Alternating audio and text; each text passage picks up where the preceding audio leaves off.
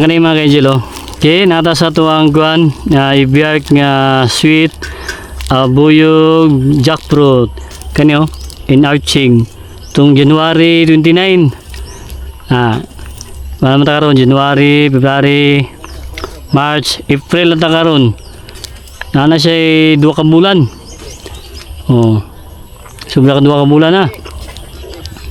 Mag-harvest ta mga ka-angel o kaning ibiyak.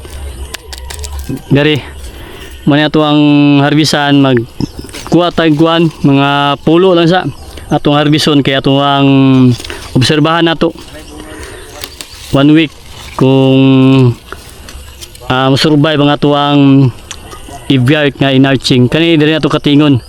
Shoutout kay Sir Guillermo sa Abuyog Leyte na siyang nag-advise sa tuwa nga pwede na harbison niya diretso na lang. Diretso na cutting na kani mga ka-angel oh. Okay, nyato na buta ng stick kay para magkuan siya. Nasa guide, straight siya ba. Ano? Atong i-cutting na gid nato. Atong cuttingan nato. No. Sumpay na gid siya. Atong January 29. Angan na sa harbison niya. Ato aning ipalandong sa nato ni.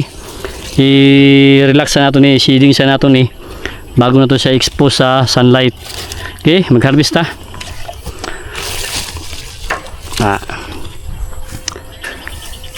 Kani man yang kasabaya.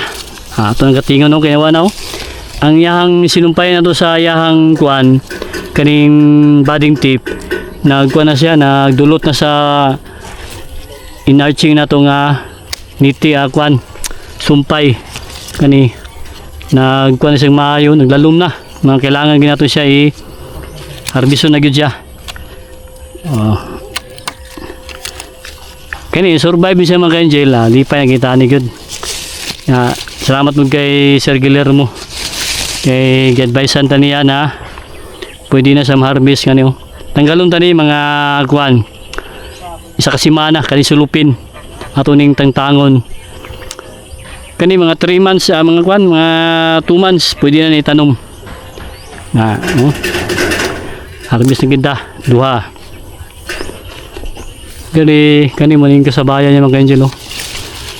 Okay, nya katingon taning kuan, sprouts niya. Ano na mga ka-angel? Lipay kita gay.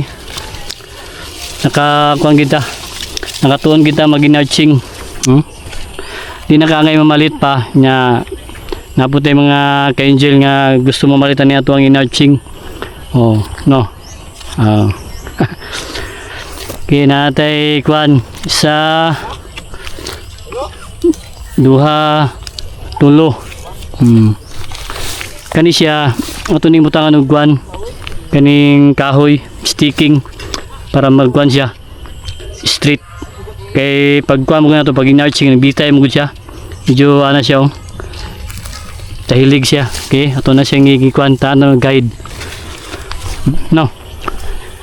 Apa dari kani pwede na siya kani oh. Muni mga kasabayan niya. Biso na ito ni thank you kani isa muni kasabayan niya mga ka-angel oh. Okay, thank you. No. Mga ka-angel oh. Sumpay na gid siya oh. Kaya nagkuan na mong gid siya oh. Nakita na gid nato nga ni kuan gid tap na gid sa kuan. Ato ang native na rootstock. Kani siya oh. No. Mga ka-angel oh. Ato yung pakita kay Mrs. ha. Kaya para makita niya ito ang experiment na ito na inarching. Mao. Mrs. Mrs. dito kaya nagkuhan siya. Nag-update pa sa ang farmhouse. Now, ato yung pakita siya niya. Kaya ito yung sinumpayan. No. Sumpay na siya mga ka-angel. Di pa kita kayo. Nagdugtong na siya. 1, 2, 3, 4, 5. Kani mga ka-angel, tap na siya. Kani, ato ni harbison ni. Okay, kani. Okay. Yung dua. Tapad.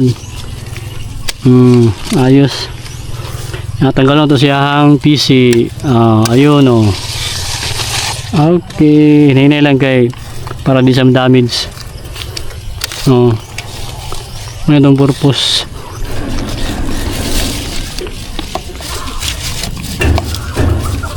Isang tandog.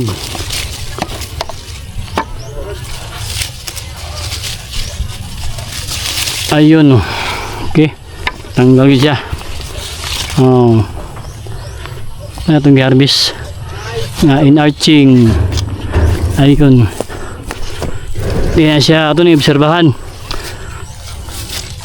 Tagal ng espatso. Ay mga espatso mga ka-angel. Ito na pang tanggalon. Shoutout mo kay Sir Jason. Ito ang ka-angel na ito. Nagasuporta po dahil itong inarching. Nagisumpay na siya. Pakita itong misis. No.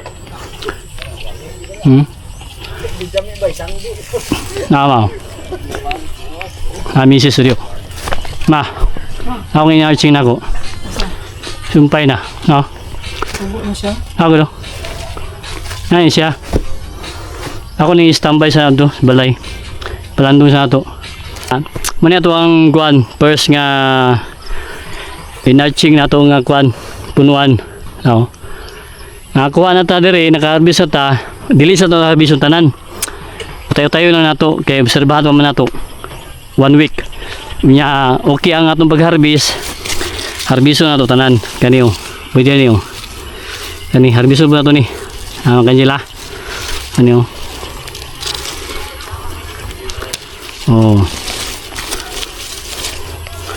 Ano lang. Ito siyang harbison. Yun sumpay naman siya. Kanjel. Dikit na siya.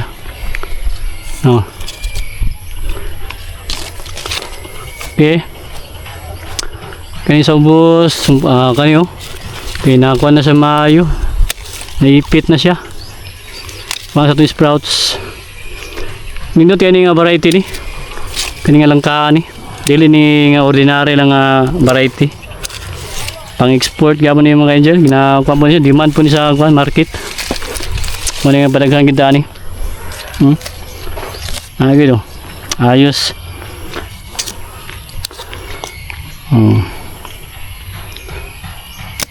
Okay. Natay kuan siyam.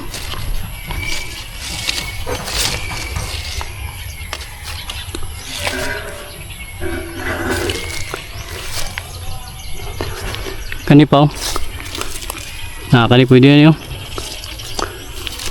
Kani. Naipit sa maayo. Okay. Ayos. Yun. No. Ganyan. Mga ito in-harvest na ito. Enarching method. Success ni mga angel. Magpadaghan ito dari. Hanap tayo mga in-arching sa ubos. Di nga ito doon. Ito na ito tayo yun. Masusimana na po para dili mabigla. Kani siya. Kani yun. Kani mga angel. Ayun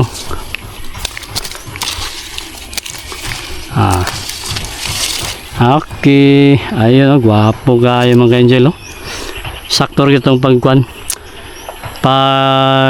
butang kaning batting tape tanggalon tayo mga isa kasimana. Okay at least na tayo harvest karon ato ang dalon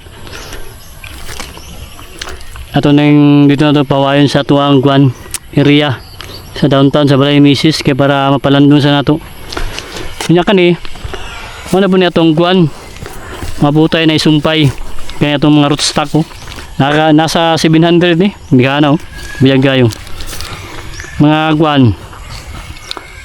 tuma 1 month kaya pwede na isumpay na ito ato na pong inarching na po na ito mga ka-angel biyag kayo itong rootstock pamagin na ito anim mo ni hindi na po ito isumpay Kani oh, di na magguwa mga salingsing niya oh, kani mga sprouts. Kani diri oh, na ato ni sumpay diri, putlo na to ni siya diri. Nya ato po ning slice on diri, ato ni dugtong. Muna atong gihimo sa atong inalching. No. Daghang kita guan. Oh, naglara lang ato ang guan kaning root stock na to. Buyag gayo. Buyag kay mga lawas atong root stock. Okay, Angelo. Ito na may makuha sa tuwang pamagi. Natay videos ani, mga previous video kung saan ito pagsumpay, pang inarching. Salamat kay Madam Windits Plant Nursery nga nagtulo sa tuwa o nag-guide sa tuwa. Pati po si Sir Guillermo, si Sir Jason, o kanang itong mga kalangka na to diya sa Aboyogliti o mga ka-farmers na to. Din dapit na mga lugar na tunghiling sa mga ingani ng mga farming. Salamat sa inyo ang kwan paghatag ng idea, tips nga ingani nakasumpay na kita, nakaharvest na kita o gato ang inarching method. Asa to? Dara ano yun?